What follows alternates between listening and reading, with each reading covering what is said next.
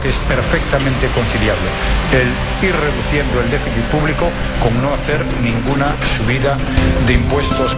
La subida del IVA es un sablazo de mal gobernante a los ciudadanos que ya están pagando muy duramente la crisis.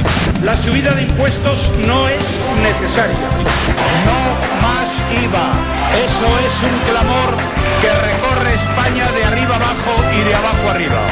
El Partido Popular, quiero dejarlo muy claro para que nadie se llame a engaño, se va a oponer a cualquier subida de impuestos que pretenda poner en marcha el señor Rodríguez Zapatero. Subir los impuestos hoy significa más paro y más recesión. Yo voy a proponer un cambio que nos permita primero detener la caída, luego crear empleo y asegurar de verdad las pensiones, la sanidad y la educación.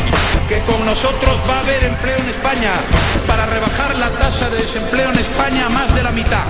Hay un gran equipo que volverá a tomar decisiones para que en España se genere empleo. Cuando gobierna el Partido Socialista sube el paro. Cuando gobierna el Partido Popular sube el empleo.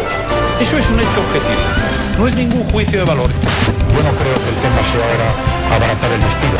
Yo no quiero abaratar el despido. Si somos capaces de hacer bien las cosas, ni habrá mercados, ni habrá nadie de fuera dándonos instrucciones, ni diciéndonos lo que tenemos que hacer. Mire, yo le voy a meter la tijera a todo, salvo a las pensiones públicas y luego la sanidad y la educación.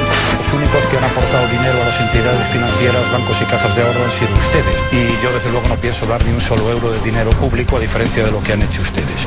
La economía española seguirá en recesión algún tiempo, aunque esperamos que empiece a mejorar la segunda mitad del año que viene, 2013.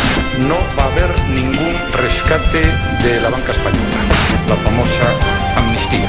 Yo quiero decir que nosotros no la vamos a apoyar, porque los que pagan van a pagar más y a los que no pagan se les va a perdonar lo que no han pagado.